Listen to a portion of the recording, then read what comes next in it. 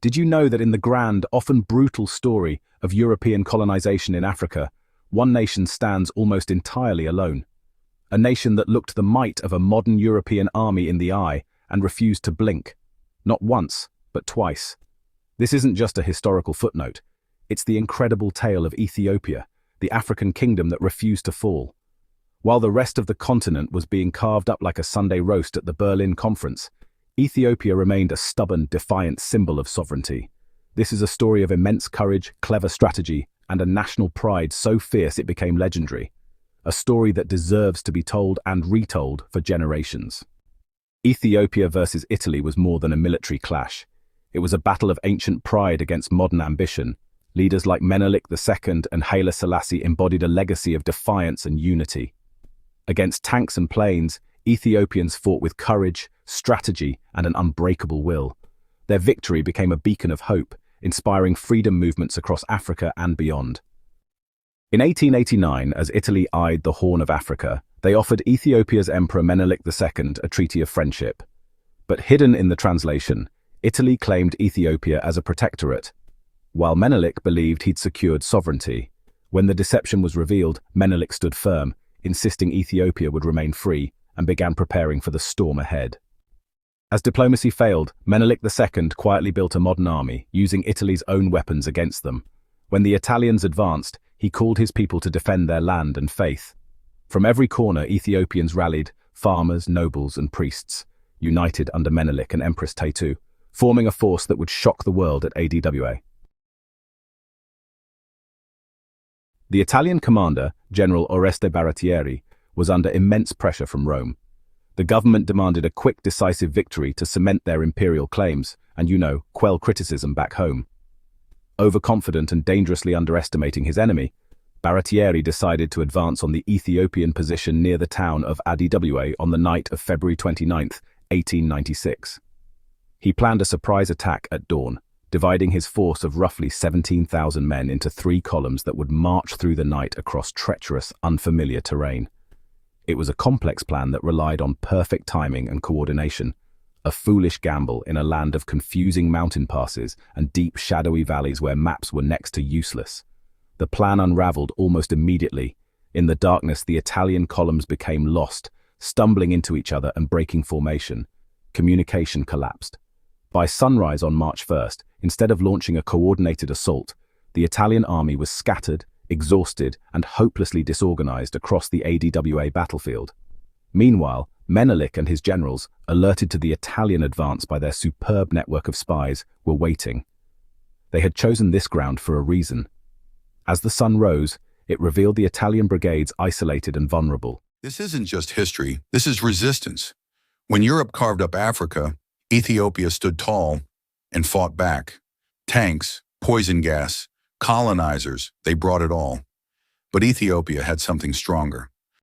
Perfect targets for the waiting Ethiopian forces. The trap was set. What followed was not a battle, it was a slaughter. Tens of thousands of Ethiopian warriors, many positioned on the high ground, crashed down upon the disoriented Italian columns with ferocious intensity. The roar of the Ethiopian charge, a sound described by survivors as utterly terrifying, was matched by the thunder of their artillery, expertly positioned by Empress Taytu. The Italian soldiers, fighting bravely but without clear orders or support, were overwhelmed.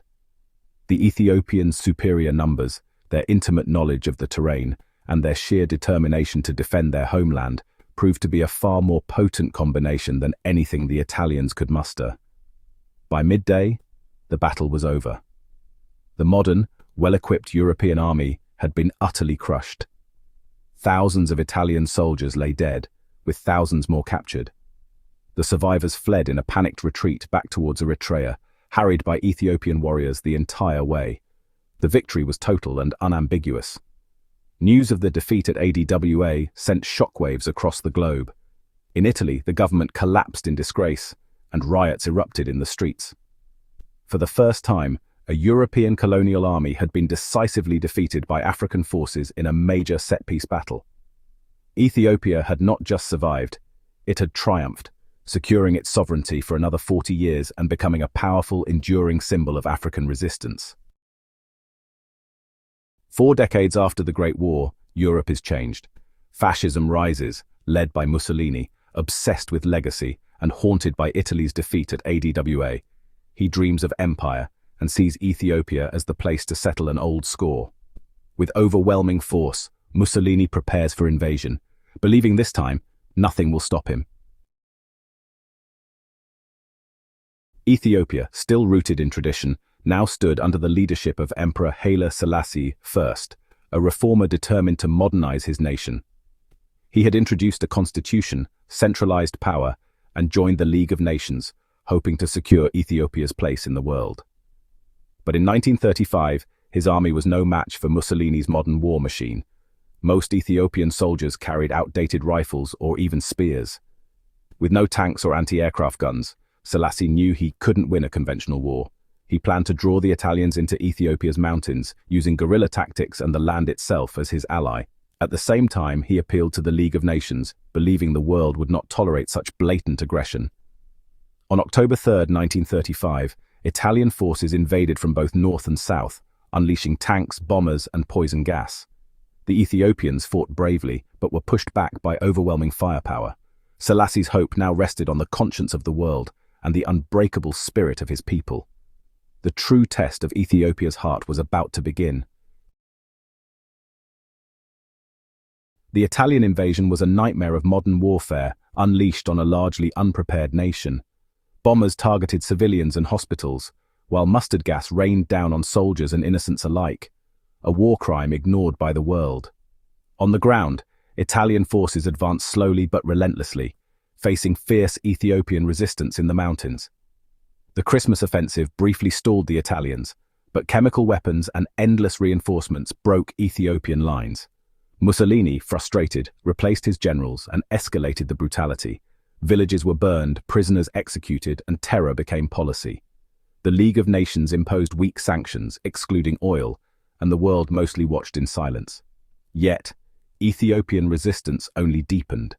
When soldiers fell, civilians took up arms. Guerrilla fighters, Shifter, struck at supply lines and vanished into the hills. The Italians controlled the cities by day, but the countryside and the night belonged to Ethiopia. Mussolini could claim victory, but he could not conquer the will of a nation. The struggle was far from over. The last stand came at Maychu in March 1936, where Selassie led his elite guard in a desperate assault. For a moment it seemed the Ethiopians might break through, but Italian air power and gas crushed the attack. With his army shattered, Selassie made the agonizing choice to leave Ethiopia, not to surrender, but to fight for his nation's cause abroad. On May 5th, Italian troops entered Addis Ababa, and Mussolini declared victory. But the occupation was only beginning. The Italians held the cities, not the land. Across the mountains, Ethiopian patriots, the Arbanyoch, rose up, launching a relentless guerrilla war. Selassie's departure was seen as a strategic retreat, not defeat. The spirit of resistance burned brighter than ever. Italy had captured the capital, but not the heart of Ethiopia. The fight for freedom would rage on. Haile Selassie's escape from Addis Ababa marked the start of a new battle, one fought with words, not weapons. He traveled to Geneva, determined to confront the League of Nations and demand justice for Ethiopia. His journey drew global attention. Some saw him as a tragic figure, others as a symbol of defiance. Italian fascists jeered, but Selassie refused to be silenced. He met with leaders, gave interviews, and kept Ethiopia's plight in the headlines. His presence in Europe was a constant reminder of Mussolini's unfinished conquest. On June 30, 1936, Selassie entered the League's assembly hall, facing a hostile Italian delegation. As he approached the podium, fascist hecklers tried to drown him out. Their jeers only underscored the moral bankruptcy of their cause.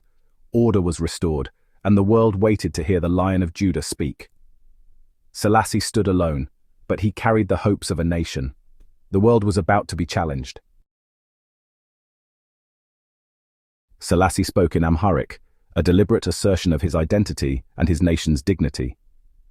Calm and resolute, he described the horrors inflicted on Ethiopia, bombed villages, chemical attacks, and the suffering of innocents.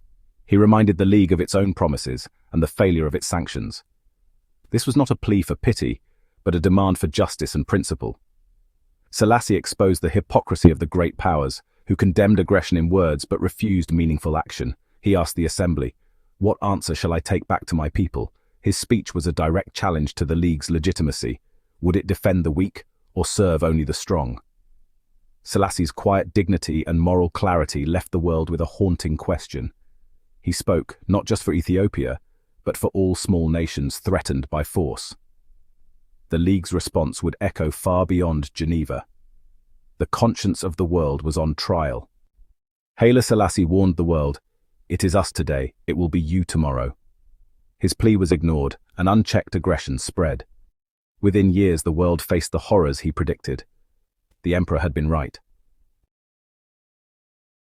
While Mussolini declared his new empire from Rome, the reality in Ethiopia was far different. Beyond the cities, the countryside remained fiercely Ethiopian, with resistance fighters, the Arbanyok, waging relentless guerrilla war. Ambushes, sabotage, and local defiance made Italian control fragile and costly. The Arbanyok proved Ethiopia's spirit was unconquered, keeping the flame of independence alive. Marshal Graziani, infamous as the Butcher of Addis Ababa, unleashed terror on Ethiopia, believing brutality would crush resistance. After a failed assassination attempt, his reprisals massacred thousands, targeting civilians, the educated, and the church. But instead of pacifying Ethiopia, Graziani's cruelty only fueled fiercer resistance, uniting the Patriots in a desperate fight for survival. For 3 long years, the Arbanyok fought on, largely alone, in a struggle that the outside world had all but forgotten. But in 1939, the prophecy Haile Selassie had delivered in Geneva began to come true. The unchecked aggression of the Axis powers finally ignited the Second World War. Italy's entry into the war on the side of Nazi Germany in June 1940 dramatically changed the strategic landscape. Suddenly, Ethiopia was no longer a distant colonial problem. It was a front line in a global conflict. The Italian forces in East Africa, numbering nearly 300,000 men, now posed a direct threat to British territories in Sudan, Kenya, and British Somaliland. For Britain, the Ethiopian Patriots were no longer a nuisance to be ignored. They were now a crucial potential ally. Winston Churchill, who had long been a critic of his government's appeasement policy, saw an opportunity. He authorized the creation of a special operations unit, known as Mission 101, to infiltrate Ethiopia and coordinate with the Arbanyok. More importantly, he made the decision to back the return of Emperor Haile Selassie himself. The king in exile was about to become a warrior king once more. The British flew Selassie to Sudan, where he began to rally his people and prepare for his triumphant return. In January 1941, the Liberation Campaign began. It was a brilliantly executed multi-pronged assault. British and Commonwealth forces attacked from Sudan in the north and Kenya in the south. But the secret ingredient to their success was the Patriot army inside Ethiopia, now armed and supplied by the British. The Arbanyok, who had been fighting with little more than courage for years, now rose up across the country, launching coordinated attacks that sowed chaos behind Italian lines. They acted as guides for the Allied forces, provided crucial intelligence, and harassed the retreating Italian columns mercilessly. They were the 5th column that broke the back of the Italian war effort from within. The Italian forces, demoralized and cut off from reinforcement, collapsed with surprising speed. The army that had seemed so invincible just a few years earlier was routed. On May 5, 1941, exactly 5 years to the day after the Italians had entered his capital, Emperor Haile Selassie made his triumphant return to Addis Ababa. It was a moment of immense symbolic power. Ethiopia became the first occupied nation to be liberated from Axis control during the Second World War. The defiance of the Arbanyok and the perseverance of their emperor had been vindicated. They had not just resisted, they had endured, and ultimately they had won. Why does Ethiopia's story still matter? Because it's not just about war, it's about a people who refused to be a footnote in history. Ethiopia stood as a beacon, defying colonial rule and inspiring hope across Africa. The victory at Adwa sent shockwaves worldwide, fueling independence movements and Pan-African pride. Ethiopia's legacy endures, a symbol of freedom, resilience, and the power to shape one's own destiny. The story of Ethiopia versus Italy is more than a battle. It's a testament to the resilience of a people who refused to accept injustice. From the courage of warriors at Meichu to the dignity of an emperor in Geneva, Ethiopia's spirit endured.